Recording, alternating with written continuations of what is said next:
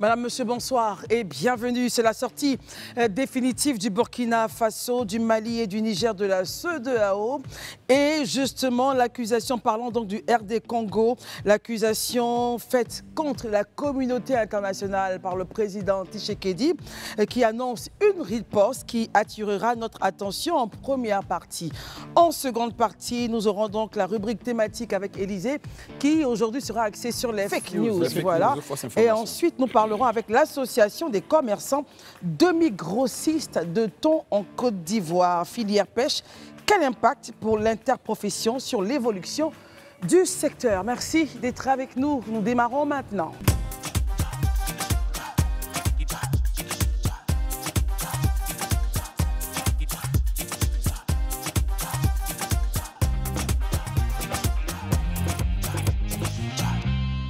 Merci encore une fois d'être avec nous pour cette émission. Nos amis sont toujours là. Nous commençons par Adama Guébré qui est avec nous il y a quelques jours.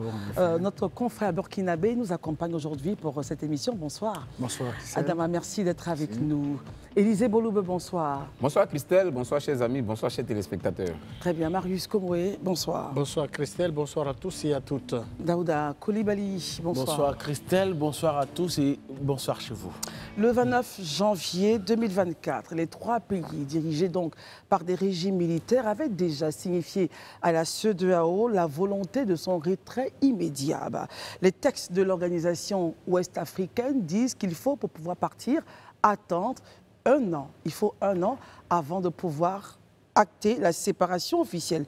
C'était donc chose faite depuis mercredi dernier. Les trois pays, on se le rappelle, avaient ignoré l'appel de la CEDEAO à reconsidérer leur position de quitter l'organisation et essayer donc de trouver une solution pour une période de 6 mois. Adama Guébré, c'est acté. Le Burkina Faso, le Mali et le Niger ne font plus partie de la CEDEAO. Alors, c'est acté, comme tout le monde l'a si bien remarqué. C'est acté, le divorce, c'est prononcé, la séparation, c'est inéluctable. Même si, dans le communiqué de la CEDEAO, ils espèrent encore que dans les 6 prochains mois, les 6 mois qu'ils ont donnés pour régler le problème administratif, c'est-à-dire négocier entre les 3 pays les modalités de divorce, les modalités de séparation, et aussi régler le problème des fonctionnaires de la CEDEAO aussi. Dans ces pays-là. Dans ces pays-là, effectivement.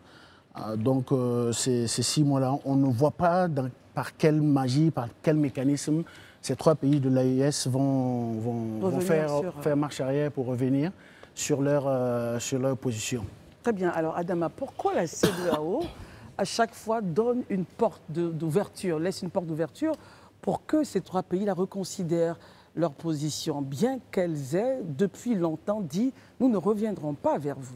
Il faut toujours donner une possibilité au dialogue. C'est faute de la donner qui créerait beaucoup plus de problèmes, mais il faut toujours permettre aux gens de reconsidérer leur position et de se dire, parce qu'on ne sait jamais, parce que quand les 3 pays de l'AES sont sortis, ils ont dit avec effet immédiat. Ouais. Mais la CEDEAO a considéré, au regard des textes et au regard de beaucoup d'aspects aussi, qu'une sortie avec effet immédiat est quasiment impossible. Alors, autant on cherche les modalités pour se séparer, il faut laisser une porte ouverte au dialogue pour espérer que ces pays-là reviendront sur leurs décisions et revenir au sein de la famille. Élysée Boloube, quelles sont les implications justement du retrait de ces 3 pays de l'espace commun? Bon, pour ce qui concerne la CEDEAO, je pense que la CEDEAO, à travers son communiqué, a été suffisamment claire. Elle a acté effectivement le départ des 3 pays de l'organisation, mais elle a tenu à être précise et reconnaître la possibilité au peuple de ces différents pays-là de pouvoir continuer à vivre dans la zone CEDEAO comme ça a été toujours le cas. Pas besoin d'avoir un visa pour circuler. La libre circulation des biens et des personnes permet à ces citoyens-là de continuer à jouir jusqu'à nouvel ordre du droit de circulation, de résidence et d'établissement sans visa, conformément au protocole de la CEDEAO en la matière. Apporter aussi aux fonctionnaires de la CEDEAO de ces 3 pays-là un soutien, une coopération sans faille dans le cadre de leur mission pour la communauté. Donc, en un mot, pour la CEDEAO, c'est vrai, que c'est acté le départ de ces 3 pays, mais conformément même, je veux dire, à l'engagement de la CEDEAO pris lors de son dernier sommet, de donner jusqu'au mois de juillet pour définitivement, je veux dire, fermer cette parenthèse-là au cas où il n'y aurait pas de retour. La CEDEAO reste toujours disponible et disposée. Maintenant, c'est de l'autre côté. C'est là qu'on peut parler peut-être des implications éventuelles, puisque eux, ils avaient déjà fait un communiqué dans lequel ils avaient indiqué d'abord le changement de passeport. Ils auraient un nouveau passeport où il va falloir qu'on ait les éléments, les documents nécessaires pour ceux qui viennent de la zone CEDEAO pour pouvoir circuler dans leur zone. On attend de voir ces documents-là, à quoi ça va ressembler ou qu'est-ce que c'est en réalité. Peut-être qu'il faut qu'on nous le dise maintenant, dès maintenant, vu que depuis hier, ils ne sont plus membres de la CEDEAO, c'est acté. Donc, ils nous disent quels sont les documents dont on aura besoin pour pouvoir avoir accès à ces zones-là. Toujours est-il que, comme je l'ai dit, pour ce qui concerne la CEDEAO, ça passe crème. Ça veut dire, c'est vrai que les 3 pays partent, mais les populations sont libres de circuler comme elles veulent dans la zone. Maintenant, en termes, je veux dire, en termes de relations économiques, si tant est qu'effectivement, l'AES reste conforme à sa logique, certainement que là, je pense qu'il aura peut-être certains petits couacs qu'il va falloir régler. Comment cela? Oui, mais parce que quand vous êtes membre de la CEDEAO, vous bénéficiez bien évidemment des avantages liés à toute entreprise existant dans la zone. Quand on est une entreprise dans la zone CEDEAO, on a des facilités parce qu'on est membre de l'organisation. On est une entreprise qui fait partie des pays membres de l'organisation. Mais quand ce n'est plus le cas, c'est comme si vous venez conquérir un marché qui appartenait à un espace. Pour l'instant, la CEDEAO n'en parle pas. N'en parle pas, mais ça va venir. Ça, il faut entrevoir. C'est tout ce que la CEDEAO appelle régler éventuellement les éléments qui vont parvenir à la scission définitive. C'est de tout ça que la CEDEAO parle. Donc ça, il faut déjà commencer à l'entrevoir. Et je pense que ce n'est pas très intéressant pour les 2 parties qu'on arrive vraiment à cette scission-là, surtout sur le plan économique.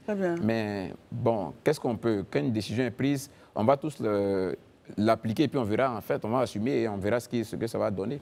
Daouda, votre commentaire justement sur cette sortie définitive, bien que la CEDEAO ait laissé 6 mois encore, on ne sait jamais. Que pensez-vous de cette sortie définitive? Et certains observateurs diraient que la CEDEAO est encore un peu trop faible. Réaction? D'accord, merci beaucoup. La sortie officielle du Burkina, du Mali, du Niger, de la CEDEAO marque un tournant majeur dans l'organisation sous-régionale. Donc maintenant que ce retrait est effectif, je pense que vous avez tous parlé de cela, plusieurs questions vont se poser. Je pense que tu as essayé de poser ces questions-là. C'est d'abord la question économique, la question politique et la question sécuritaire. Donc, mais avant d'arriver à la question économique, il faut dire une chose. Et ça, si je ne le dis pas, je m'en voudrais. Je vais dire, les 2 généraux et le capitaine ont réussi. Ils ont réussi à faire quoi? Ils ont réussi parce que là, l'objectif au début, c'était de garder le pouvoir devers eux, par tous les moyens. Ils ne voulaient plus avoir d'injonction de la CEDEAO quand elle leur dit quand est-ce que vous allez donner le pouvoir, quand est-ce que vous allez faire les élections. Je veux dire, ça, bravo à eux. Ils ont réussi. Voilà. Mais quand tu finis de dire... C'est un agenda caché ou un agenda... Mais ça, c'était l'agenda clair et réel, même s'ils ne l'ont pas dit parce qu'ils se sont cachés derrière des... Ce qu'ils avaient dit, c'était plutôt le défi sécuritaire. Quelle est la situation aujourd'hui, Christelle? Je repose la question, mais c'est une question rhétorique. Pour dire qu'en réalité, la situation n'a pas changé. Parce qu'à la vérité, c'est parce qu'ils ne voulaient plus avoir d'injonction de qui que ce soit, surtout de la CEDEAO. Quand je finis de dire cela, les conséquences économiques. Je pense qu'Élysée a essayé d'évoquer la question, mais les 3 pays, en quittant la CEDEAO, ils sortent d'un marché commun de plus de 400 millions d'habitants. Donc il y aura forcément des impacts sur les échanges commerciaux. Ça, c'est un fait. Deuxième chose, c'est la fin des avantages liés à l'intégration régionale. Lesquels, par exemple? Comme les financements de projets et de développement soutenus par la CEDEAO. Parce que dans pratiquement tous les pays de la CEDEAO, l'organisation sous-régionale finance des projets dans tous les pays. Donc aujourd'hui, les financements qui allaient partir vers des communautés ou bien qui allaient servir à faire des routes, des ponts, des ceci, finalement, tout ça va prendre fin. Au niveau de la mobilité, l'impact au niveau de la mobilité, c'est que même si la CEDEAO, dans son communiqué, précise que le passeport, la libre circulation des biens et des personnes, mais il a dit jusqu'à nouvel ordre. Donc, on va atteindre... Ça veut dire quoi, selon vous? Mais ils se sont donné 6 mois, jusqu'en juillet. Donc, jusqu'en juillet, la CEDEAO peut prendre des mesures. C'est là où je réponds à votre question pour dire que ceux qui pensent que la CEDEAO est faible, ceux qui pensent que la CEDEAO devrait avoir un ton... Voilà. Non, à la vérité, la CEDEAO a compris quelque chose. Et je pense que tout bon observateur le sait. Si tu veux regarder à la tête de Assimi Goïta, si tu veux regarder à la tête d'Ibrahima Traoré, si tu veux regarder à la tête de Tiani, finalement, c'est plus de 70 millions d'habitants que tu mets en danger. Donc, la CEDEAO, aujourd'hui, quand toi tu regardes... Quand on regarde les peuples. On regarde les peuples. Quand on regarde les liens qu'il y a entre les différents peuples, la CEDEAO s'est dit, il faut que je sois partie prenante de la solution et ne pas être le problème. Parce qu'on ne le dira jamais assez. C'est vrai qu'à plusieurs reprises, Ibrahima Traoré ou bien Tiani qui a accusé le Bénin, Ibrahima Traoré qui a accusé la Côte d'Ivoire, il dit à tout moment que tout le monde veut les déstabiliser. Mais à la vérité, Christelle, pour revenir au point sécuritaire, déstabiliser le Mali, déstabiliser le Burkina ou le Niger, mais c'est déstabiliser toute la région ouest africaine. Donc, aucun pays dans la sous-région n'a intérêt que ces 3 pays soient déstabilisés. C'est là où, quand on arrive au point sécuritaire finalement, eux, ils sortent. Vous avez des problèmes vous-même en interne que vous n'arrivez pas à régler. Donc ça veut dire qu'aujourd'hui, moi là où j'en appelle à la CEDEAO, c'est qu'il faut que sincèrement, la CEDEAO puisse véritablement joindre ses forces de sorte qu'on ne soit pas confronté à d'autres problèmes. Parce que vu que les 3 sont partis, que personne ne peut leur dire quoi faire, où le faire, comment le faire, finalement on sera tous en difficulté.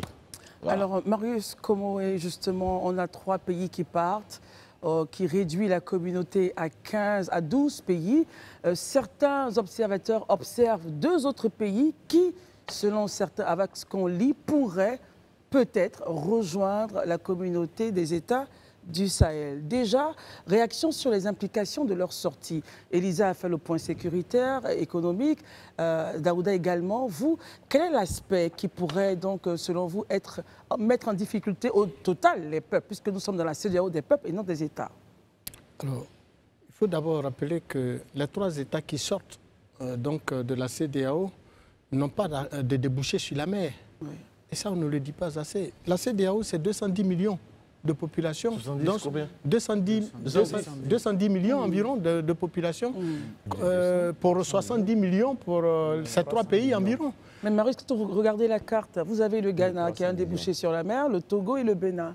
Est-ce que justement ces pays-là ne seraient pas peut-être en train de préparer une corrélation, enfin une coopération avec ces États-là pour pouvoir avoir leur pont sur mer? Soyez rassurés, pour des intérêts politiques, on a entendu le ministre des Affaires étrangères togolais faire une déclaration... Que son pays pourrait rejoindre l'AES. Bon, écoutez, je ne le crois pas, en tout cas pas... Mais il l'a fait officiellement, est-ce que oui, c'est pas un il message? l'a fait. Bon, et je pense savoir qu'il a dit que son pays n'excluait pas de rejoindre l'AES. Bon, ça, je me dis que c'est pour des intérêts économiques, parce que tout simplement, aujourd'hui, le port de Lomé sert justement à ces 3 pays-là, puisque de l'autre côté, au niveau du Bénin, les frontières sont hermétiquement fermées par la volonté du Niger, qui continue encore d'accuser le Bénin d'actions subversives pour renverser justement le régime en place au Niger. Mais accusation avérée ou pas, toujours est-il que les frontières du Niger et du Bénin restent hermétiquement fermées. De l'autre côté, le Mali traite en ce moment avec le Sénégal pour pouvoir naturellement faire évacuer certains de ces minéraux. Ils continuent également de venir à Abidjan. Donc, tout est encore possible. Et je pense que, et moi je l'ai toujours dit, sur ce même plateau, j'en ai appelé à la compréhension des chefs d'État et de gouvernement de la CEDEAO. C'est vrai que la situation qui prévaut dans ces 3 États du Sahel pourrait amener certains à prendre des décisions drastiques, de rupture totale. Mais certains voulaient parler des chefs d'État. Des chefs d'État.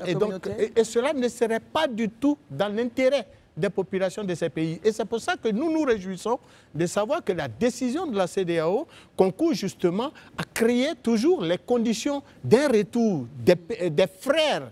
Des frères, parce que c'est nos frères, le Mali, le Niger, le Burkina. On se rappelle encore du cas de la Mauritanie, qui avait quitté également la CEDEAO. Le Mali également, c'est pas la première Le Mali sortie. même avait quitté justement, mais surtout la Mauritanie.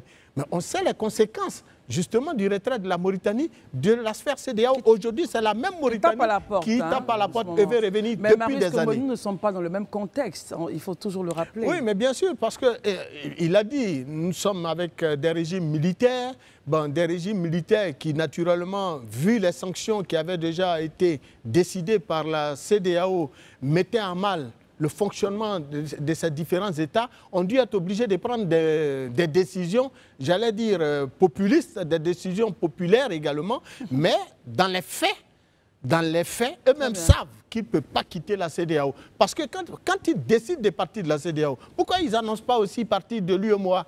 Parce que l'UEMOA leur donne les mêmes avantages de la libre circulation des biens et des personnes. Très bien. On parle du cas de la Mauritanie, Adama. On sait bien que jusqu'aujourd'hui, la Mauritanie n'a pas besoin de visa justement pour accéder aux États de la communauté, de la CEDEAO. Alors, est-ce qu'on pourrait peut-être envisager que ces États-là, in fine, ils l'ont dit, hein, le communiqué de la CEDEAO dit, reconnaître jusqu'à nouvel ordre. Est-ce qu'on ne finira pas finalement à être dans un même système, dans le même schéma que le cas de la Mauritanie? Christelle, avant de répondre à ta question, je voudrais recentrer le débat. Parce que quand j'écoute mes confrères parler, j'ai l'impression que le communiqué est une décision finale. Or, ce n'est pas une décision finale de la CEDEAO. Alors, pour ne pas faire de la spéculation, il y a une rencontre des chefs d'État et de gouvernement qui est prévue pour définir les modalités de la séparation, c'est-à-dire après les délais de 6 mois.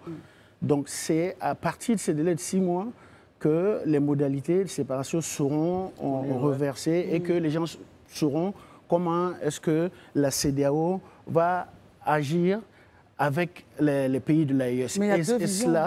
Et cela, la CEDEAO a intérêt à rester dans une position de fermeté. Tout dépendra de la position de fermeté de la CEDEAO. En faisant quoi, par exemple? Quand on écoute le président de la Commission, il n'a pas exclu l'application des textes. Il l'a bien dit dans son discours, il a dit c'est pas exclu qu'on applique les textes. L'application de texte, c'est-à-dire, c'est quoi? C'est s'il faut, ils iront jusqu'à imposer un visa entre les pays de l'AES et les pays de la CEDEAO. Alors, on ne peut pas quitter la CEDEAO et garder les avantages de la CEDEAO. On sait bien que le credo de la CEDEAO et de l'espace, in fine, l'espace régional, c'est la CEDEAO des peuples et non des États. Au total, qui paie le point le plus lourd? Même la CEDEAO des peuples et la CEDEAO des États, j'ai bien envie de poser la question. Est-ce que l'AES, les 3 pays de l'AES, en quittant la CEDEAO, a passé à leur population? Mais en même temps, ils quittent la CEDEAO, mais ils ne quittent pas la région. Oui, parce que quand on pense aux populations, quand on voit les proximités, les mouvements qu'il y a, je prends un exemple, entre le Burkina et la Côte d'Ivoire, c'est quasiment impossible d'imposer un visa. Les allers-retours sont nombreuses, comme le Mali, c'est pareil, c'est une implication. Donc, moi, je pense que tout dépendra de la position de fermeté que la CEDEAO va prendre. Et si la CEDEAO veut se faire respecter, elle a intérêt, pour moi, à rester dans les textes et à respecter ses valeurs. Parce que sinon, elle court à sa propre perte. Pour terminer avec vous, Adama, ça veut dire que la CEDEAO devrait donc imposer un visa aux pays de l'AES? C'est pas exclu. Selon le président de la commission, c'est pas exclu. Alors ça reste à voir. C'est-à-dire dans l'application des textes, s'il va y falloir, il faudra y arriver jusque-là. Daouda, une précision avant Élysée. Une précision avant Élysée, parce que moi, quand tu regardes le communiqué de la CEDEAO, mais le point A, il est clair en la matière. Parce que, à la vérité, il dit reconnaître jusqu'à nouvel ordre les passeports et cartes d'identité nationaux portant le logo de la CEDEAO. Donc, c'est-à-dire que la CEDEAO ne reconnaît même pas actuellement, il ne reconnaît même pas leur passeport. Donc, n'importe quel ressortissant de l'AES qui vient avec son passeport estampillé AES, il ne rentrera pas. Il ne passera pas. Mais c'est écrit noir sur blanc, c'est clair. C'est pour dire qu'en réalité, jusqu'à ce que les 6 mois arrivent à son terme, la CEDEAO est en train de montrer, elle vient de montrer sa première carte pour dire ce qu'elle va faire. C'est bonne foi. Oui, elle te dit, jusqu'à ce que les 6 mois arrivent, je suis prêt. Je vais négocier avec toi, il n'y a aucun problème, on va y aller. Mais tant que tu as le passeport CEDEAO, il n'y a pas de problème. Tu vas bénéficier de la libre circulation des biens et des personnes. Mais, si les 6 mois arrivent, que va-t-il se passer? That is a question. Justement, Marius, comme avec vous, regardons un peu ce point, le point que Daouda soulève, et je m'en excuse auprès d'Élysée, le point que Daouda soulève. Si les 6 mois arrivent et que la CEDEAO décide de demander aux ressortissants de ces 3 pays un visa, est-ce qu'on ne va pas justement vers une dégradation des relations humaines, la sociologie même des peuples dans cet espace? Encore faut-il que nous atteignions même ces 6 mois. Si on s'en tient déjà aux déclarations des autorités togolaises. Mais à côté, Qu'est-ce juste à qu'elles ont côté, dit, les autorités mais les togolaises? autorités togolaises, pour des calculs d'intérêt économique, puisque aujourd'hui leur port sert justement à approvisionner ces 3 États du Sahel, mais déjà menacent. Ou annoncent leur volonté. Donc ça a été fait publiquement. Ah oui, mais le ministre des Affaires étrangères, c'est quand même pas n'importe qui. D'un pays qui dit qu'il ne rejette pas cette vision d'adhérer donc à l'AES. Mais juste à côté, au Ghana, avec le nouveau pouvoir qui est là, qui est d'ailleurs un pouvoir panafricaniste. Eux aussi nourrissent l'ambition justement de traiter avec l'AES. Attention, il y a un envoyé spécial ou un responsable qui a été nommé de façon particulière pour les relations avec l'AES. Mais le Ghana n'a pas affirmé comme le Togo l'a fait. Marius, réaction? Mais soyez rassurés, pour un pouvoir panafricaniste comme celui du Ghana actuellement, il ne faut pas s'étonner qu'il ne soit pas justement en train d'appliquer les décisions de l'AES, de la CEDEAO. Mais au-delà de cet aspect des choses, ne perdez pas de vue qu'en ce moment, l'AES essaie de convaincre d'autres États africains de les rejoindre parce que pour eux, la CEDEAO ne fonctionne pas convenablement. Comme quel État? Le Sénégal, par exemple. Comme par exemple, juste à côté également, que le pays, oh là, mais ça me reviendra, dans mon développement, ça me reviendra. Mais non, du tout. Ils ne sont pas de la terre. Du Tchad, voilà, du Tchad, exactement, du Tchad. Parce que tous ces pays qui sont dirigés par des militaires intéressent l'AES qui, naturellement, fait la cour à ces pays-là pour rejoindre son trio, étant entendu que pour l'AES, la CEDEAO ne fonctionne pas convenablement et qu'il EAES présente aujourd'hui une alternative crédible pour tous ceux qui veulent justement faire la promotion du panafricanisme africain et donc la liberté des États africains au plan économique vis-à-vis des Européens. Élisée Boloubeu, est-ce que la CEDEAO est en train de s'affaiblir au total avant votre point? Allez-y. Non, je pense que quand on est 15 États et qu'aujourd'hui on se retrouve à 12 États, on a forcément perdu quelque chose, ça c'est certain.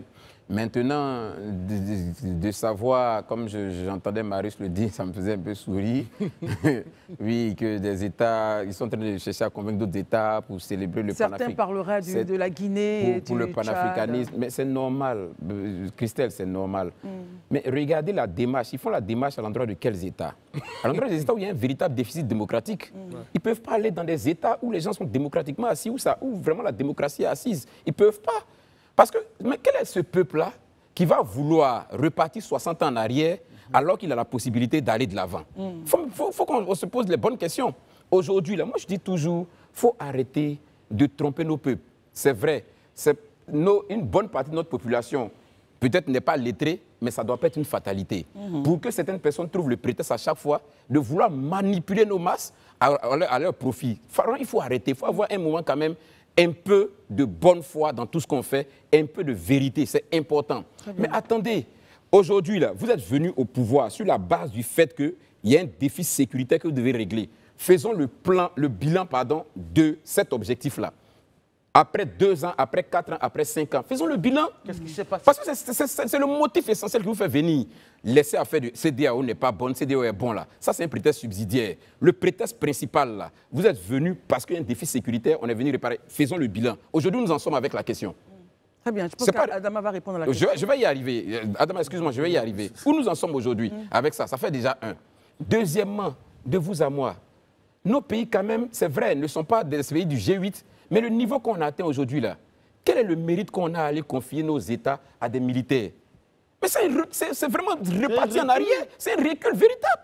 La preuve, les coups d'État, ils ont fini de faire les coups d'État 4 ans, 5 ans après. Regardons la situation économique, on est à quel niveau? Le PIB était à quel niveau? Il est à quel niveau aujourd'hui? Avant de commencer à crier, comment on appelle ça, faire la promotion des slogans creux là, regardons soyons factuels. Aujourd'hui, sur le plan sécuritaire, où nous en sommes arrivés, nous étions où nous sommes aujourd'hui. Sur le plan économique, où nous étions où nous sommes aujourd'hui. C'est ça qu'il faut regarder et puis arriver à faire une évaluation plus objective du fait que non, le fait que les militaires soient au pouvoir, ça nous arrange ou pas. Mais pas juste de vraiment brandir des slogans creux et autres, tout ça. Vraiment, excusez, mais à un moment donné, tout le monde ne peut pas être berné, quoi. Il y a quand même des personnes qui sont lucides. Alors, Adama, dans tous les cas, les trois pays et la CEDEAO, cet amour, ce mariage est terminé.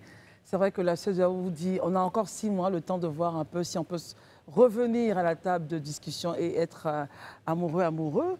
Mais pensez-vous, quelle est la réaction justement des peuples? Vous qui êtes un peu introduit justement, que pensent les peuples du Mali, du Niger et du Burkina? En effet, le peuple, c'est le plus perdant dans ce conflit. Ils sont pris entre le conflit de deux entités.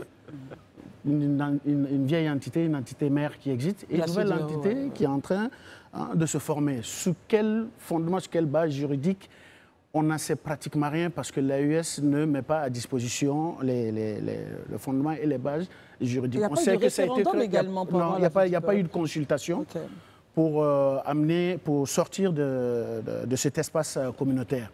Et mieux, quand on dit que les peuples n'ont pas de problème, un Ivoirien n'a pas un problème avec un Burkinabé ou un Malien, Nigérien. Voilà. Mais cette assertion, elle n'est pas vraie. Ah bon? Elle n'est pas vraie. Pourquoi? Parce que les peuples peuvent ne pas avoir de problème entre eux, mais quand ils voient leurs dirigeants, à qui ils ont confiance, qui développent leur pays, se faire insulter matin, midi, soir, pour moi, il y a un problème. À un certain moment donné, les dirigeants peuvent se parler entre eux, les peuples peuvent en avoir. Moi, je vous prends un exemple. Quand les Ivoiriens, aujourd'hui, sont totalement exaspérés de la passivité de leurs autorités. Ils ne peuvent pas comprendre. Oui, effectivement, ils ne peuvent pas comprendre que le président... C'est un constat que je fais dans l'ensemble, que je vois sur les réseaux sociaux, sur les médias. Les autres pays ne peuvent pas insulter à longueur de journée le président de la République, de Côte d'Ivoire, puis après revenir en Côte d'Ivoire pour négocier l'électricité. Je suis désolé. Ou encore pour revenir pour négocier telle ou telle chose. Ça, c'est des choses qu'il faudra à un certain moment donné mettre ça au clair. Il faut avoir de la cohérence. Parce qu'à un certain moment donné, non, on ne peut pas accepter ça. Ça met à mal. Ils ont réussi à créer un conflit. À fragiliser, selon vous? Oui, effectivement, à créer un conflit entre les peuples. Aujourd'hui, un Ivoirien, je suis désolé, ne peut pas avoir fière allure, tenir et marcher dans la rue de Ouagadougou jusqu'à un certain niveau. Je le dis, je le pense que c'est une réalité. Vous avez des échos? Pourquoi? Parce que quand tu entends le président, le premier responsable du pays, le président de la République, en l'occurrence le capitaine Ibrahim Traoré, sortir à la télé dire qu'à Abidjan, on va déstabiliser son pays, mais forcément, il y aura un impact. Un impact. Messieurs? Et quand il y a une réaction de l'autre côté, c'est-à-dire le sentiment d'appartenance fait que les deux peuples arrivent à un certain moment donné à ne plus se parler. Et de mémoire, je n'ai jamais vécu ça. Et comment justement arriver à ne pas à ce point de rupture? Les dirigeants, parce qu'un jour, ils peuvent se retrouver, hein, c'est la politique, au vu des intérêts, au vu du vent qui change. Mais comment arriver à guérir les peuples? Parce que la Côte d'Ivoire, le Burkina, la Côte d'Ivoire, le Mali, la Côte d'Ivoire, le Niger, c'est des liens séculaires. Effectivement, c'est des liens. Comment arriver à la non-rupture, justement, entre peuples? Aujourd'hui, la rupture, comme on le dit, elle n'est pas... Aujourd'hui, quand un Ivoirien voit un Burkinabé, on dit c'est un peuple de... C'est les gens de l'AES. Je veux dire, ils ont réussi, les politiques, je veux dire, les autorités qui sont là, ont réussi à diviser, à installer ça. Je parle... c'est un fait qui est là. Ouais. Le Niger et le Nigeria, ils font énormément de... Ils sont très imbriqués. Ils sont très impliqués, ils font énormément d'affaires ensemble. Mais Tiani passe à longueur de journée à dire que le Nigeria avait déstabilisé son régime. Alors, les autorités nigériennes, quand ils entendent ça, ça peut peut-être les faire rire, ça peut peut-être... Ils peuvent comprendre parce que c'est une position, si vous voulez, politique qu'ils adoptent pour... justifier son échec. Mais à un certain moment donné, les populations, la masse populaire ne comprendra pas pourquoi est-ce qu'il fait ces déclarations-là, il fait ces annonces-là, tout en sachant que les peuples sont liés. Merci beaucoup. On espère, on termine sur le, on a terminé. En espérant en tout cas que la chose, les peuples n'arrivent pas au point de rupture, que nos politiques arriveront à s'entendre. C'est la solution et c'est la même paix que nous souhaitons du côté de la RDC, la République démocratique du Congo, où le nord et l'est Kivu ont été donc envahis par le M23, accompagnés de soldats rwandais. Selon l'ONU, on parle de 3 000 à 4 000 soldats rwandais entrés en territoire congolais. Donc face à la progression constante du groupe armé antigouvernemental et des forces rwandaises dans l'est de la République démocratique du Congo, le président Félix Tshisekedi refuse de s'avouer vaincu et finalement a mis en garde un risque d'escalade aux conséquences imprévisibles dans la région. Adama, je reviens avec vous. L'Afrique du Sud menace. Kagame, le président rwandais, dit qu'il est prêt pour le conflit. Est-ce qu'on n'est pas en train d'aller vers un conflit généralisé dans la région des Grands Lacs? Le conflit, il existe déjà. Le conflit, il existe déjà dans le sens que, avant que le M23 ne rentre à Goma, il y avait déjà un contingent important de la SADC qui était déjà là. Alors, c'est dans l'exercice de leur fonction, de leur mission, que les 13 militaires sud-africains ont été tués. Alors, pour dire que le conflit, il existe déjà. La position du président... Mais c'était entre les deux pays. Là, on parle de la réaction de l'Afrique du Sud, le Burundi qui regarde, l'Angola. Que faut-il faire justement pour éviter l'escalade? Il faut inévitablement aller sur la table de discussion. Il n'y a pas de solution parce que cette crise-là, la résolution de cette crise, elle n'est pas militaire.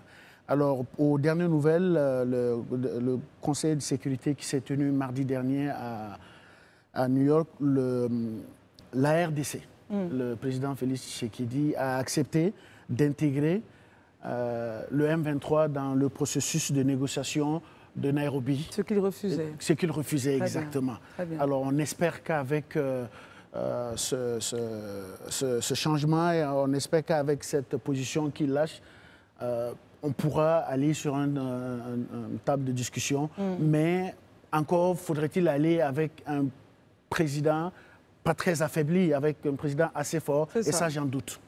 Élisée Boloube, pendant que nous parlons, alors le M23 dit « Nous sommes à Goma pour y rester », qui déclarait donc le chef de la plateforme du M23. Et nous allons continuer la marche de libération jusqu'à Kinshasa.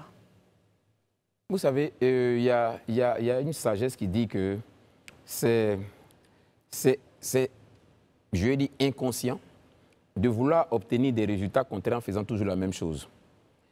Cette manière de procéder en Afrique pour prendre les armes, autant moi j'ai condamné hier, et je le dis, et tous ceux qui me connaissent en sont témoins, la rébellion en Côte d'Ivoire, autant je ne peux même pas admettre la question de rébellion dans un pays. Il faut qu'on arrête ça. Il faut que les Africains comprennent une bonne fois pour toutes, voilà, une bonne fois pour toutes, que leur État, là, ce n'est pas l'Occident, leur État, c'est eux-mêmes. L'Union africaine a dit un mot. Hein. L'Union africaine a appelé au plein respect de l'intégrité territoriale de la RDC. C'est pas ce qu'on demande, on leur demande. On leur demande quoi? C'est pas ce qu'on leur demande. On leur demande de poser des actions concrètes qui vont dans le sens d'arrêter ce conflit. Il ne s'agit pas juste de... Au moins, ils ont condamné.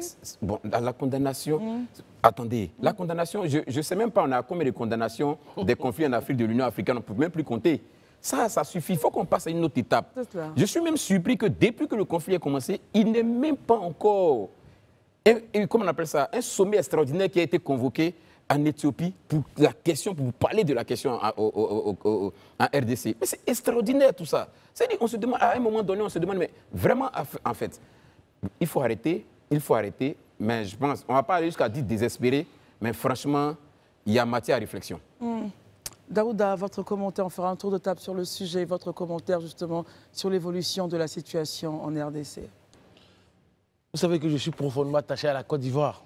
J'adore la Côte d'Ivoire. Et excusez-moi de parler de ça parce que, à la vérité, quand je regarde ce qui se passe entre le Rwanda et la RDC, je ne peux m'empêcher de penser au Burkina, au Mali et à la Côte d'Ivoire. Pourquoi, Daouda? Quoi le parallèle? Parce qu'aujourd'hui, si la communauté internationale, notamment malgré la condamnation laconique de l'Union africaine, qui appelle au plein respect de la souveraineté territoriale de la RDC, Il faut poser des actes concrets parce que quand il a dit, il n'a même pas été capable de dire le nom de mentionner le nom du Rwanda. Ce que l'ONU a fait. L'Union africaine condamne, mais est incapable de condamner le Rwanda et de mentionner son nom. Parce que si ce problème n'est pas réglé, que le Rwanda, parce qu'aujourd'hui le Rwanda, au départ, c'est vrai qu'il y a comme une guerre d'intérêts dans la région, c'est pas faux. Mais aujourd'hui, avec ce qu'on est en train de voir, mais c'est une conquête du territoire dans laquelle on est en train d'assister. Parce que les gars du MB3 te disent qu'eux ne comptent pas seulement s'arrêter. Les militaires, ils ne comptent pas s'arrêter seulement à Goma, mais ils veulent pousser l'affaire pour aller un peu loin. Donc finalement, quand ils vont pousser, d'abord ils ont sécurisé la zone de Goma, mais du coup, ils vont piller cette région-là et ils vont aller de l'avant. Ne soyez pas surpris, Christelle, que quelques personnes, 2 pellets et 3 tondus qui ont juste une calache et 2 pistolets viennent rentrer dans le pays de l'un et de l'autre. C'est pourquoi souvent on a tendance à attaquer la CEDEAO. La CEDEAO ne fait pas ci, la CEDEAO ne fait pas ça. Elle agit comme si. Souvent la CEDEAO, elle travaille quand même un peu. Hein. Parce que ici, vous imaginez en Afrique centrale, en Afrique de l'Ouest, la force que la CEDEAO a en Afrique de l'Ouest, les autres organisations sous-régionales ne l'ont pas. Ne l'ont pas. Et moi, j'ai craint, sincèrement. Je ne serais pas surpris qu'un beau matin, le Mali et le Burkina s'élèvent, parce que chaque fois ils disent qu'on veut les attaquer. Bon, Daouda, là, restons sur le cas du Congo, n'allons pas. Ne repartons parce pas que justement, c'est comme ça que se créent les questions de jurisprudence. Parce que il faut régler la question, sinon il faut régler la question clairement. Ouais. Voilà. Très bien. Marius Komoé, votre point de vue sur cette situation-là? On voit le Rwanda, le Congo qui fait quand même 80 fois la Belgique. Et le Rwanda, je ne dirais pas, c'est en tout cas en forme, un tout petit pays, mais qui est accusé justement par même jusqu'à l'ONU de vouloir annexer pratiquement cette région, ce grand pays qu'est le Congo. Marius Komoé, comment est-ce que vous envisagez justement la suite de ce conflit-là pour arriver à la paix? Une chose de faire des déclarations de condamnation par-ci, de condamnation par-là, comme le fait l'ONU, comme le fait la Belgique, la France et autres. Mais quelle est leur implication réelle pour faire cesser tout ce que nous constatons? 30 ans, 30 ans, ça on ne le dit pas assez, ça fait 30 ans que ça dure. 30 ans de volonté d'exterminer un peuple pour ses ressources. Parce que le vrai problème, ce n'est pas autre chose que les ressources naturelles dans cette zone de l'Afrique en RDC pour alimenter justement les intérêts de grands groupes économiques étrangers. Vous voulez dire que le Rwanda n'est pas seul dans cette affaire, Marius? Mais non du tout, madame. Et vous le savez très bien. Et moi, on fait quand même un peu de recherche. Et on est totalement... L'Union européenne vient signer un traité avec le Rwanda qui ne produit pas, par exemple, qui n'a pas dans son sous-sol du colbart, qui n'a pas dans son sous-sol du coltan, pardon, du cobalt et encore d'autres minéraux aussi riches nécessaires. Mais le Rwanda produit et exporte du coltan. Comment fait-il? Pourtant, il n'en a pas sur son sol. Comment fait-il que l'Union européenne signe des traités avec un pays qui ne produit pas sur son sol du coltan, mais en vend à l'Union européenne? D'où ça provient? C'est ça les fondements de la... Quelle solution justement pour arriver à la paix dans cette région? L'attitude, j'allais dire, cryptique hein, de la France, de la Belgique, qui naturellement prend les résolutions pour le compte de ce vaste pays de l'Afrique au Conseil de sécurité de l'ONU, ne nous laisse point et ne laisse point également aux autorités congolaises d'avoir une certaine forme d'équanimité pour résoudre totalement et définitivement cette crise. Que dit le président congolais? Je veux rencontrer celui-même qui est derrière la rébellion. Aujourd'hui, il a dit oui, on en parle. Et il insiste. Pourquoi on ne crée pas la table de discussion? C'est ça le rôle de l'ONU. C'est ça le rôle qui devrait être celui, justement, Le président Ruto a proposé ça hier, il a décliné l'invitation. Aujourd'hui, la donne a changé, on l'a dit tout à l'heure. Le président Ruto avait proposé ça hier, il a décliné. Oui, la donne a changé. Il accepte de rencontrer le M23. Non, mais s'il accepte de rencontrer le M23, sachant bien que ce n'est pas le M23 qui décide, et que le M23 n'est que le bras armé d'un pays comme le Rwanda, qui continue naturellement de piller le sous-sol congolais. C'est tout. Le sous-sol congolais, pardon. Très bien. Alors, Adama, juste un petit point, et puis... Oui, pour revenir à la déclaration dont vous avez faite tout à l'heure.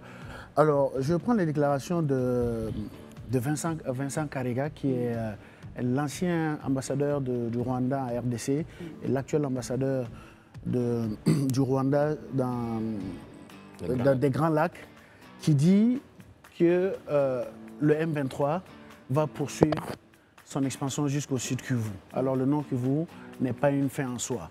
Alors ce qu'il faut savoir aussi, c'est que l'AFC, c'est l'Alliance du fleuve Congo, qui a été créée par Corneille Nangaa, qui fut ancien président de la commission électorale, aujourd'hui qui a dit qu'ils ambitionnent d'aller jusqu'à Kinshasa. C'est-à-dire, c'est quoi? Le schéma, il est très simple. Si on se réfère à l'histoire... Ça l'a désiré Kabila? C'est exactement. C'est comme 98, et on tire vers un partage de pouvoir.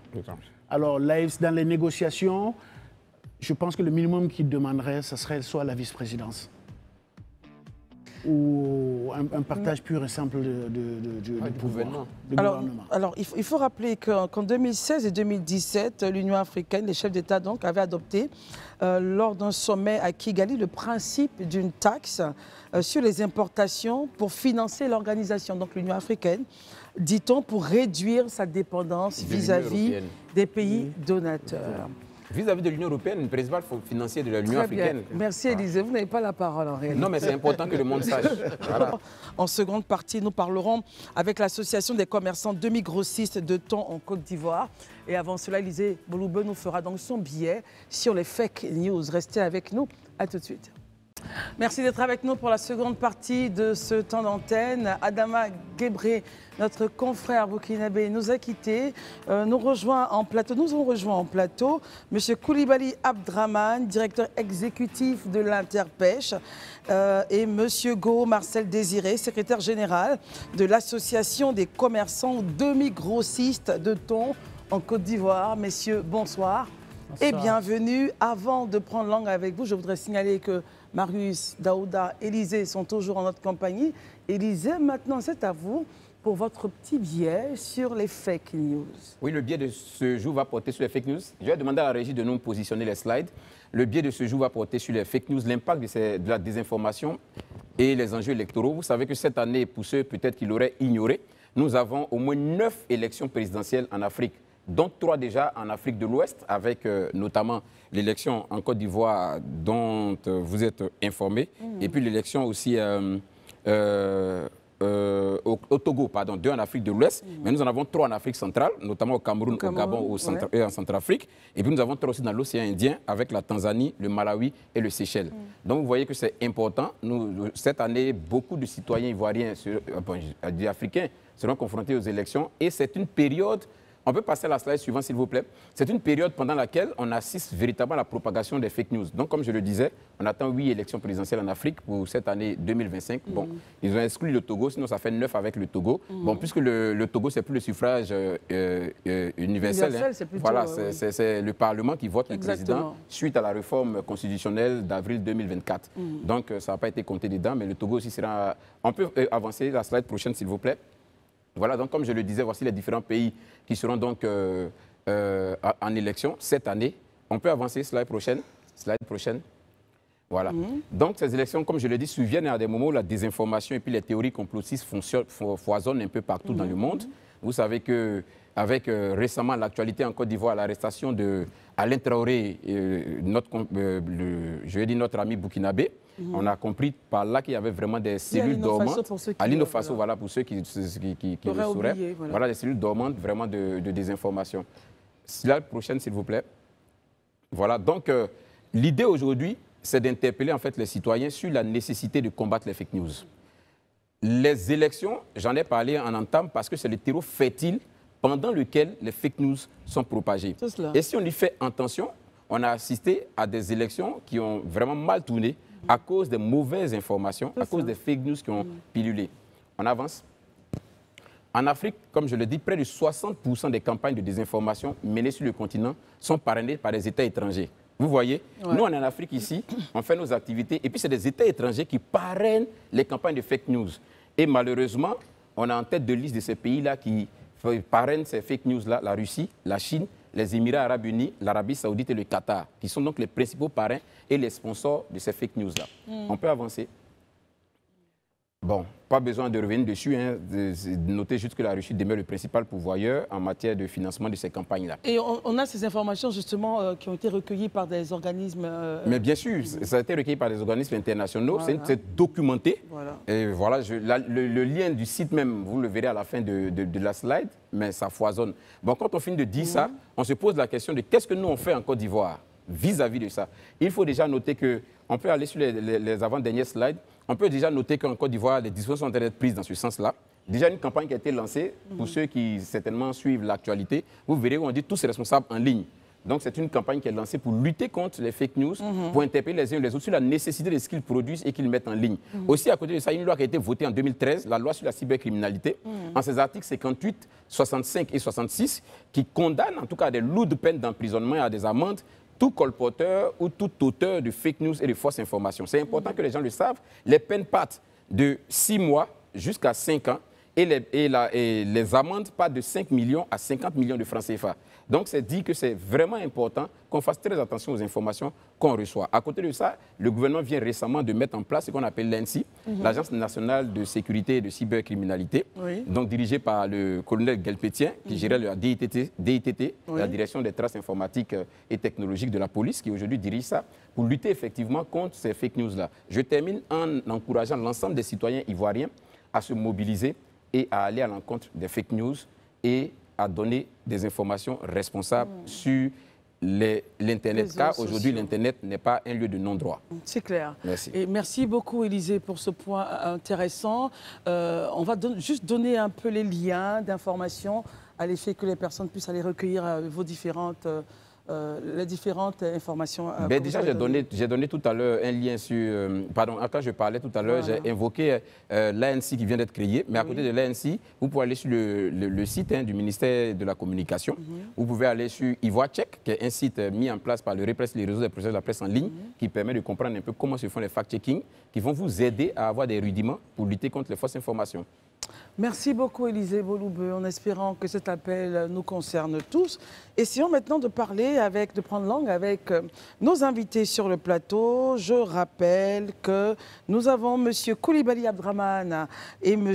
Goro Marcel Désiré. M. Coulibaly Abdraman, vous êtes le directeur exécutif de l'Interpêche et M. Goro Marcel Désiré, le secrétaire général de l'Association des commerçants demi-grossistes de thon. L'impact de l'interprofession sur l'évolution du secteur. Alors, Monsieur Coulibaly, présentez-nous un peu l'Interpêche. Qu'est-ce que c'est? Bonsoir, chers tous. Bonsoir, monsieur. Merci d'être là. Allez-y. Merci. Il faut dire que l'interprofession de la filière pêche est une organisation regroupant tous les acteurs de la chaîne de valeur. Et au niveau de l'interprofession de la filière pêche, vous avez 3 collèges. Le collège des producteurs, que sont les pêcheurs. Et vous avez ensuite le collège des commerçants, constitué des marailleurs, marailleuses et des importateurs. Enfin, vous avez le collège des agro-industriels, constitué par les transformateurs, les usines de transformation. Très bien. Monsieur le secrétaire général, quelle est la relation, justement, vous, en tant qu'association, que vous avez, justement, avec l'Interpêche? L'Interpêche, je veux d'abord vous saluer. L'Interpêche émane de notre volonté. La filière dans laquelle nous sommes a connu un désordre sur plusieurs années. Quel désordre, par exemple? Un désordre dans la chaîne de distribution, une relation difficile entre les acteurs et puis le manque de financement. Tout ça a concouru à notre volonté de voir naître une structure qui allait pouvoir nous associer et tracer les sillons d'un avenir meilleur dans notre activité qui génère, je veux dire, beaucoup de moyens, ouais. mais qui n'est pas structuré. D'accord. Donc la venue de l'Interpêche est une occasion pour nous que nous avons souhaité et elle est bienvenue. Donc c'est une relation fraternelle, amicale, voilà, que nous avons avec l'Interpêche. Élisée, question? Ok. Nous savons, vous avez dit tout à l'heure que l'Interpêche est venu résoudre beaucoup de soucis. Donc je suis bien intéressé de savoir quels sont les acquis aujourd'hui, depuis l'avènement de l'Interpêche. C'est-à-dire qu'est-ce qu'ont les acquis aujourd'hui. Il a cité un ensemble de problèmes, désordre et autres, tout ça. Aujourd'hui, avec l'avènement de l'Interpêche, quels sont les acquis et surtout l'impact pour les populations, parce qu'in fine, c'est elles qui sont, voilà, le jeudi, la dernière chaîne de la roue, en fait. Oui, effectivement, la mieux concernée. Parlant des acquis, il faut dire déjà que se mettre ensemble, s'organiser, c'est un grand pas. C'est un grand pas pour un secteur qui était beaucoup dans l'informel, comme le nôtre. Ensuite, après avoir organisé les structures, et les inviter à se mettre ensemble, nous avons pu être d'accord sur le principe de donner à la Côte d'Ivoire sa souveraineté alimentaire en termes de produits halieutiques. Okay. Voilà. Donc, et aujourd'hui, ce projet-là, vous avez l'impression qu'il avance? Vous êtes en train de donner vraiment cette souveraineté sur le plan halieutique? Ce projet-là avance. Il avance parce que déjà, il faut saluer les réformes du ministère des Ressources animales et halieutiques en vue de la préservation de nos ressources. Voilà, en définissant les distances de pêche selon les tailles des embarcations et en prenant des mesures vraiment draconiennes à l'encontre de tous ceux qui s'engageaient dans ce qu'on appelle la pêche illicite, la pêche non déclarée. Voilà. D'accord. Voilà. Donc, je pense que beaucoup de choses sont en train d'être faites par l'interprofession de la filière pêche. Vous voyez déjà, la plupart des embarcations au plan national sont vétustes ou du moins sont faites de bois.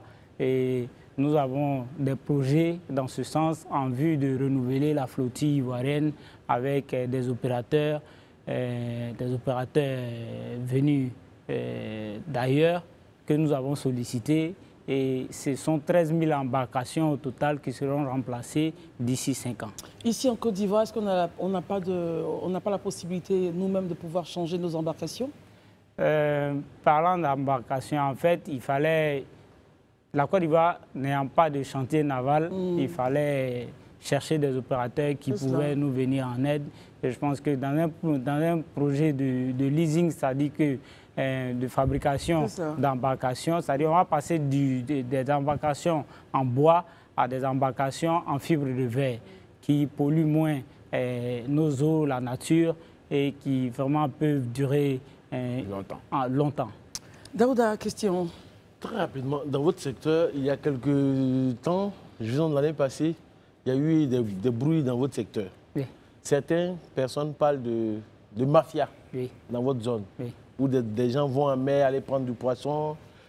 Votre secteur serait véritablement le lieu où... Ils vont en mer pour prendre du poisson, expliquez bien. Justement. Bien sûr, je vous en prie.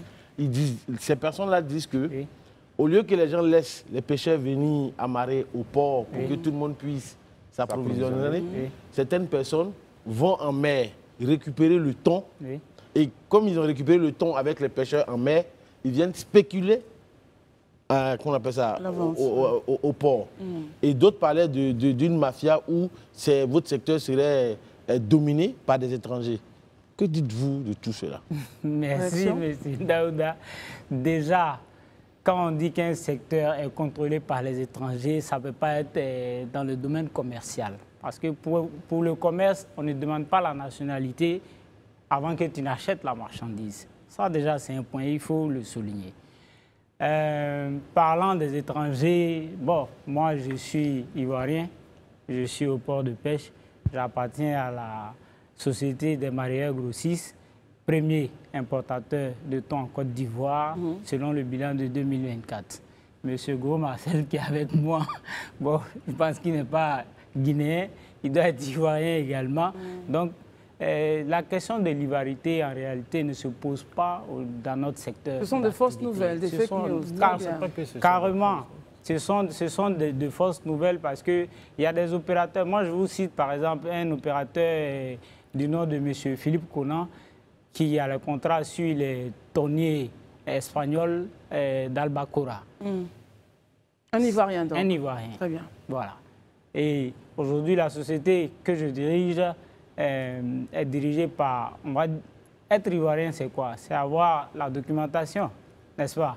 Donc vous rassurez, Élisée, permettez, Okay, vous rassurez que le secteur est géré par les Ivoiriens. Le secteur est géré par tout le monde, c'est du commerce. Par tout le monde. Celui qui a les moyens d'acheter du poisson et il peut faire son commerce tranquillement parce que, excusez, parce que simplement pour faire l'action de mariage, il faut avoir un agrément. Très bien. Écoutons le secrétaire général qui demandait la parole. Allez-y, par monsieur. définition, la mafia, ce n'est pas être dirigé par des étrangers. La mafia. Encore, oui. Pourquoi on parle Non, de je parlais, il y a mafia? deux problématiques que j'ai posées. Il y a la question des mafias, Oui. et puis il y a la dominance Oui. des Qui étrangers. serait étrangère. Voilà. dans le domaine. Vous voyez, en Côte d'Ivoire, le registre de commerce, il n'est pas stipulé que c'est un document qui est exclusif aux Ivoiriens. À l'Ivoirien. Aux États-Unis, il y a des Chinois qui font le commerce là-bas. Donc, ce sont des débats qui sont vraiment... Selon vous, il ne faut pas les envoyer sur le Non, sujet. non. Très bien. Il s'agit de créer des conditions pour encourager les Ivoiriens à s'intéresser à la filière. Quand des gens se sont organisés autour d'une filière pendant longtemps, la façon d'y rentrer, c'est de s'organiser et c'est de maîtriser les différents rouages qui vous permettent d'y entrer. On ne peut pas venir faire des critiques juste parce que des gens sont des étrangers. Voilà ce que je voulais dire. Très bien. Merci. Sur ce point, Élisée, vous voulez faire un adjectif avant Marius? Allez-y. Oui, c'était juste pour revenir sur la question de Daouda, pour préciser. Daouda dit que des gens vont en mer. Par exemple, il parlait de la mafia, c'était un peu ça. ça. Des gens vont en mer spéculer, c'est-à-dire prendre le temps et venir. C'était ça la question. Qu'est-ce que vous dites? À ce niveau-là, il faut dire que la pêche tonnière, elle est soit industrielle, soit artisanale. Pour ce que vous dites, ça ne peut concerner que la pêche artisanale. Ce sont nos pêcheurs locaux qui peuvent se comporter ainsi. Mais je m'inscris en faux même en cela. Parce que lorsque les gens vont à la pêche, il y a des lieux de débarquement indiqués. Il y a le débarcadère de Lokodjoro, celui construit par le roi Mohamed VI, qui porte son nom. Il y a le débarcadère il y a un autre à Yopougon et il y a celui de Zimbabwe.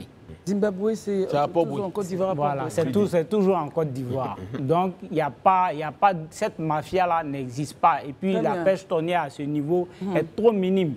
Parce qu'on consomme, on va dire, en moyenne 600 000 tonnes de thon chaque année, mais c'est 10 000 tonnes pour la production locale. Un petit mot avant Marius, allez-y, monsieur le secrétaire général. Pour dire que aujourd'hui, sur votre téléphone, vous pouvez même télécharger une application qui vous permet de savoir... Laquelle? On parle des trafics maritimes. Quand vous mettez trafic maritime sur Google Play, que vous soyez de la filière ou pas, vous avez le mouvement de tous les navires dans le monde. À partir de 50 km déjà, vous savez quel navire rentre en Côte d'Ivoire. Pour accéder au quai à Abidjan, il faut obligatoirement que le bateau soit conduit par un navigateur ivoirien. Donc aucun bateau ne peut accoster à la Côte d'Ivoire sans qu'il ne passe par le canal. Donc on ne peut pas dire qu'on va prendre du poisson et puis la façon dont on prend les poissons, c'est des contrats qui sont dûment signés avec des amateurs. Vous allez vers un amateur, vous dites je suis en Côte d'Ivoire, j'ai besoin de poisson. Et vous dites, je viens en Côte d'Ivoire, mais quelles sont les garanties que vous me donnez quand je viens en Côte d'Ivoire? Vous payez une caution. Et vous allez faire consigner ce bateau. Il y a des entreprises de consignation qui donnent le matricule du bateau qui arrive. Et très souvent, quand le bateau arrive, on a déjà le connaissement du poids en marchandises que le navire a. Donc, dire que des choses peuvent se faire, si ce n'est que de façon artisanale, et puis en Côte d'Ivoire même, on ne lague pas le poisson sur n'importe quelle rive. Il y a des lieux qui sont indiqués, désignés, où le poisson est chaud. Donc, il y a un contrôle. Il y a toujours la police maritime, il y a la marine nationale. Il y a la direction de pro-surveillance même qui travaille avec des drones. Donc, vous nous rassurez ici, sur ce plateau, et vous rassurez tous ceux qui nous regardent, que le secteur est bien organisé, il n'y a aucune mafia. et que tout est bien dirigé. C'est ce que vous nous dites. Exact. Écoutons Marius Komoé qui a une question assurément pour vous. La Marius. Côte d'Ivoire, premier port tonnier. Oui. Malheureusement, le prix du thon, Du thon, hein. non, le prix du thon Pas du porc. elle n'est pas à la bourse des Ivoiriens. Ah bon? Ah oui, vous le savez bien. Aujourd'hui, contrairement à hier, Oui. le prix du thon, utilisé même dans le Garba, Oui. qui est la nourriture la plus accessible à une grande majorité de personnes aux revenus assez faibles, est devenu un casse-tête chinois. D'accord. Et pourtant, vous dites que nous avons assez de thon pour notre consommation, Oui. au regard donc des efforts entrepris par votre interprofession. Oui. Qu'en est-il exactement de la situation du prix du thon pour que les Ivoiriens puissent en manger aisément, puisqu'on ne peut pas payer les autres poissons, dont le mérou, le brochet et autres. Très Dans bien, des Marie. ménages, Qui c'est sont le thon qu'on pêchés, utilise. localement. On va l'écouter, D'accord. monsieur le directeur Merci. exécutif. Déjà, il faut dire que le prix du thon n'a pas aussi augmenté que ça. Ah, on n'arrive pas à en manger. Hein. J'arrive, Oh, il va répondre. je vais vous expliquer. Allez-y. Déjà, il faut comprendre cette augmentation. Le prix du carburant a augmenté. Vous le savez, pas seulement au niveau de la Côte d'Ivoire, c'est au plan international. Pour l'huile, ça a également augmenté. Je vous explique un peu. Ce qui pourrait réagir sur le prix, c'est cela? Voilà, ce qui pourrait réagir sur le prix. Aujourd'hui, si le carburant a augmenté, que l'huile a augmenté, c'est normal que le prix du poisson augmente. Moi, je suis arrivé au port de pêche en 2022. Quand je suis arrivé, le prix du poisson thon vacillait entre 700 et 800 francs à bord des navires. Aujourd'hui, il ne dépasse pas, c'est-à-dire selon les armateurs, le maximum à appliquer, c'est 900 francs. Les grossistes achètent à 900 francs. Mais le tilapia que j'ai trouvé à 900 francs au kilogramme en 2022, aujourd'hui, c'est 1800, c'est 900 francs d'augmentation. Elle dit 100% d'augmentation. 100% d'augmentation. Pendant que le thon a à peine atteint 100 francs d'augmentation. Dites-moi, quelle est la marge donc Oui. bénéficiaire des grossistes, telle que votre interprofession? Entre 50 et J'imagine 100 que vous francs. régulez le secteur. Entre 50 et 100 francs au Pour les kilogramme. grossistes, les demi-détaillants et les détaillants. D'accord, on vous explique.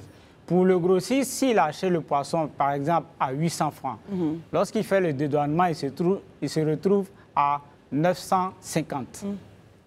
De 950, il peut vendre soit à 1000 francs au demi-grossiste parce qu'il y a une chaîne de distribution qui a été définie lors d'un atelier à Bassam en 2022, quand je suis arrivé, avec le ministère des Ressources animales et halieutiques, le ministère du Commerce, et ainsi que toutes les autres entités qui sont rattachées à la filière. Voilà, à la filière. Nous, en tant qu'importateurs, lorsqu'on vient avec le poisson, notre action se limite à l'intérieur du port. Ce sont les demi-grossistes qui gèrent le reste de la chaîne. Nous, on leur donne, eux, ils donnent aux détaillants. Les détaillants ravitaillent les populations. Il va donc réagir juste après vous sur ce point. Oui, sur ce domaine, il faut d'abord savoir que la Côte d'Ivoire n'a pas de bateau de pêche. La Côte d'Ivoire n'a pas de bateau. N'a pas pas de de tonnier. Voilà. Des Premier point tonniers. tonnier. Non, Aller comme en nous parlons du haute thon, mer, c'est dans ce... Voilà. Paradoxe, ça. Le grossiste, il sort de la Côte d'Ivoire, il va négocier avec un amateur Qui est en fait un tonnier. qui a un tonnier et qui, les années auparavant, a connu des mésaventures en Côte d'Ivoire parce que des gens n'ont pas payé des dettes et donc on veut faire revenir. Dans la distribution, il faut que le produit soit disponible et il faut faire en sorte que ce produit soit accessible aux consommateurs. Donc quand vous discutez avec un tel amateur, il vous donne les conditions de sa venue. Bien sûr. Quand il vient, c'est vous qui payez les frais d'accostage, c'est ça? C'est vous qui prenez en charge ces marins et c'est vous qui allez vendre le poisson. Donc la charge... Y compris le ravitaillement. Oui, la charge, oui, le ravitaillement. Ça, C'est le un grossiste. préfinancement. Et le bateau qui prend le moins aujourd'hui de carburant, c'est 120 millions de carburant avant que le bateau ne parte. Et quand le grossiste a ce poisson, mais il s'assure... De rattraper ses coûts. Oui, non seulement de rattraper, mais de faire en sorte que ce poisson-là soit disponible à nouveau. Bien sûr. Voilà. Donc, le facteur d'augmentation du prix du thon dépend des facteurs extérieurs, c'est-à-dire des propriétaires de navires et des coûts ici. Il y a des coûts, lorsque le navire est là, il y a des coûts qu'il a, il y a les droits qu'il paye, et tout ça. Et donc, ce sont des facteurs qui, les deux combinés, justifient l'augmentation du prix de J'aimerais ajouter à ce qu'il est Et on va vous prendre rapidement et on va terminer et vous donner un autre rendez-vous parce que c'est très intéressant. Nous sommes le premier portonnier en Afrique, mais on n'a pas de tonnier. La Côte d'Ivoire ne dispose d'aucun tonnier, il faut le dire devant tout le monde. Très bien. Alors, un dernier mot. Si vous aviez un appel à lancer aux autorités, enfin, en fonction de vos objectifs, qui pourrait justement vous aider à faire en sorte que les populations ivoiriennes n'aient pas véritablement à souffrir de leur poche pour avoir du poisson, principalement le thon? D'accord.